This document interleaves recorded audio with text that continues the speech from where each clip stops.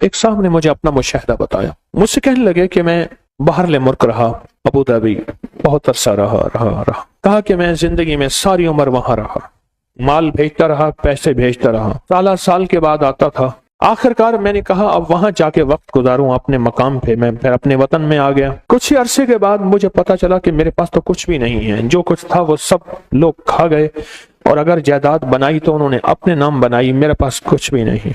मुझे जब ये गम लगा तो शुगर हो गई अचानक, और फिर ब्लड प्रेशर हो गया, नींद चली गई, जहनी सुकून खत्म हो गया, जहनी तौर पे परेशानियां, हालात खत्म और नाकामियां और मसाइल मेरे पास आ गए। और कहा इसी उलझन में, बीमारियों में मुब्तला हो गया, दुखों में। फिर घरेलू झगड़े शुरू हो गए, घरेलू उलझनें शुरू हो गई, घरेलू हालात में तलखियां, सख्तियां शुरू हो गई। मैं इसी गर्दिश में, इसी परेशानी में। कहा कि इसी तरह मेरे कोई 2.5-3 साल गुजर गए।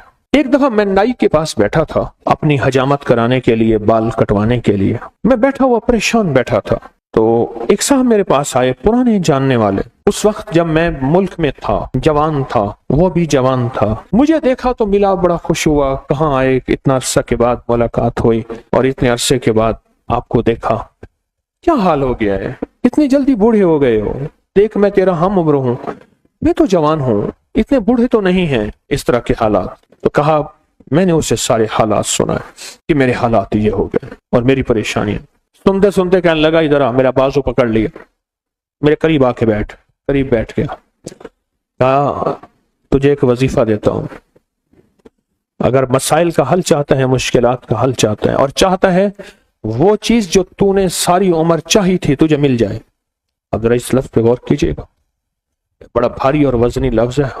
वो चीज जो तूने चाही थी सारी उम्र और तुझे मिल जाए, तो एक काम कर, सिर्फ फजर की नमाज के बाद सिर्फ 121 बार या लतीफ या वदूद तो पढ़ बस। और कहा खूब गिड़गिड़ा के, भिखारी बन के पढ़ फजर की नमाज के बाद। और कहा कि असर की नमाज के बाद सिर्फ 21 बार पढ़। फजर के बाद 121 बार और असर के बाद सिर्फ 21 बार पढ़। और कहा इसको छोड़ना नहीं, महीनों नहीं छोड़ना, सालों नहीं छोड़। कहा उसने हजामत बनवा ली थी और वो चला गया। मैं बाल कटवा रहा था तो मेरी जुबान पे खुद ब खुद या लतीफ या वदूद जारी हो गई, खुद ब खुद जारी हो गई।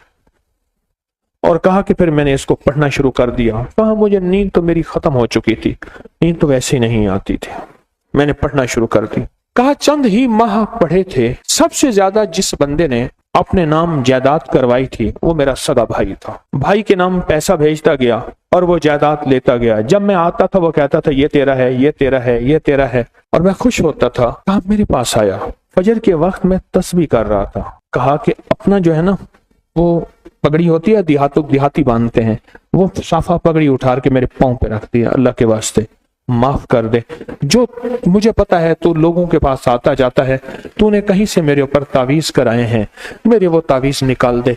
तू जो कहेगा मैं कर दूंगा, तू जैसे कहेगा मैं कर दूंगा, मेरे वो तावीज निकाल।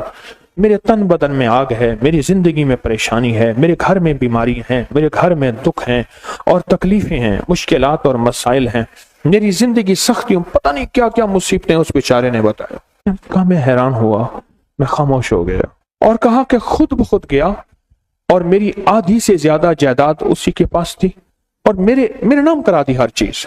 कहा कि बस मैंने अब तक इसका किराया खाया है, इसकी आमदनी खाई है, बहुत खाई है, बहुत खाई है।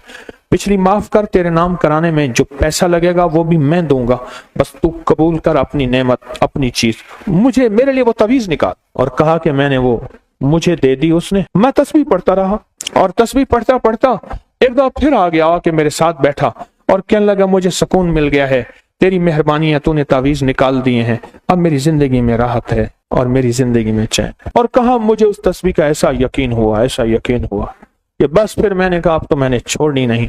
कहा फिर से मैं सिर्फ चंद सालों में तवंगर हो गया और चंद सालों में खुशहाल हो गया और चंद सालों के अंदर मेरी जिंदगी लाजवाब हो गई। इस वीडियो को लाइक और शेयर करें